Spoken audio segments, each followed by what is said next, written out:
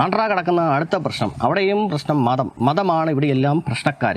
സംഭവം April 8, 2026 indoor municipal corporation യോഗത്തിൽ ചർച്ചയ്ക്കിടയ്ക്ക് Vande Mataram പാടിക്കഴിഞ്ഞപ്പോൾ Congress councillor Fousiya Sheikh അലീം അത് പാടാൻ വിസമ്മതിച്ചു.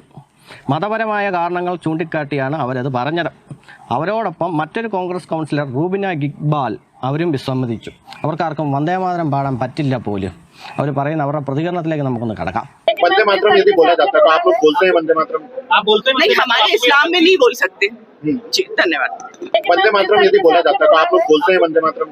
आप बोलते हैं? नहीं, हमारे इस्लाम में नहीं बोल सकते। जी, धन्यवाद।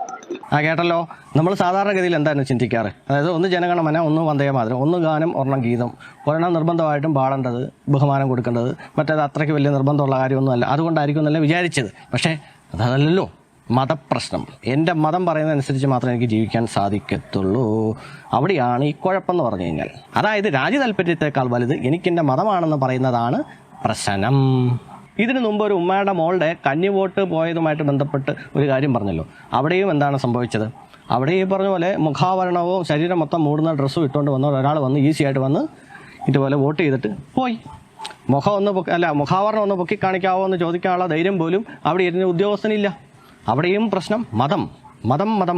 ഒരു മതം രാജ്യ താല്പര്യത്തെക്കാൾ വലുതും ആ മതം രാജ്യം ഭരിക്കുന്ന രീതിയിലോട്ടും ആയി കഴിയുമ്പോഴത്തേക്കാണ് അവിടെ ആ രാജ്യത്തിൻ്റെ സർവനാശവും സംഭവിക്കാൻ പോകുന്നത്. ശരിയല്ലേ? നമ്മൾ പല വീഡിയോയിൽ ഇതുപോലെ പല മതത്തിൻ്റെയും ദുരാചാരങ്ങളും മറ്റുമൊക്കെ എടുത്ത് പറയുമ്പോഴത്തേക്കും നിനക്കിപ്പോൾ എന്താണോ കുഴപ്പം? മതം പാവമല്ലേ? മതം ആരെയും ഉപദ്രവിക്കാൻ വരുന്നില്ലല്ലോ.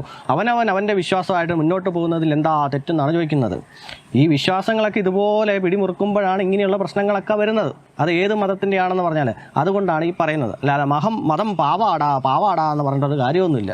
നമ്മുടെ നാടിനെ തന്നെ നിയന്ത്രിക്കുന്ന രീതിയിലോട്ടൊക്കെ ഈ സാധനം വളർന്നു കഴിഞ്ഞാലുണ്ടല്ലോ ഭയങ്കര പ്രശ്നമാണ്. പലരും പറയുന്ന ആർക്കും ഉപദ്രവമില്ലാത്ത രീതിയിൽ ഇങ്ങനെ മുന്നോട്ട് പോയാൽ കുഴപ്പമില്ലല്ലോ. ഇതൊക്കെ എപ്പോൾ വേണേലും ഉപദ്രവം ഉണ്ടാക്കുന്ന സാധനമാണ്. പിന്നെ നിയമങ്ങളെയൊക്കെ പേടിച്ചിട്ട് പലരും ഇങ്ങനെ അടങ്ങിയിരിക്കുന്നുണ്ടെന്നുള്ളൂ. അല്ലെങ്കിൽ ഇതൊക്കെ സംഭവമൊക്കെ എപ്പോഴേ അങ്ങോട്ടും ഇങ്ങോട്ടും വെട്ടിക്കുത്തി ചത്തേനാണെന്നറിയാമോ? അതുകൊണ്ട് ഇത് ഈ മതം എന്ന് പറഞ്ഞ സാധനം വലുതായാലും ചെറുതാണെന്ന് പറഞ്ഞാലും ഇതൊന്നും ഇല്ലാതിരിക്കുന്നത് തന്നെയാണ് നല്ലത്. അതുകൊണ്ടാണ് ഈ പറയുന്നത്. അപ്പോൾ കുറേ ആൾക്കാർ വന്നിട്ട് മതം പാവാടാ നിന്നെ എന്ത് ചെയ്തെന്ന് ചോദിച്ചു കഴിഞ്ഞാൽ ഇതൊക്കെ തന്നെ പ്രശ്നം.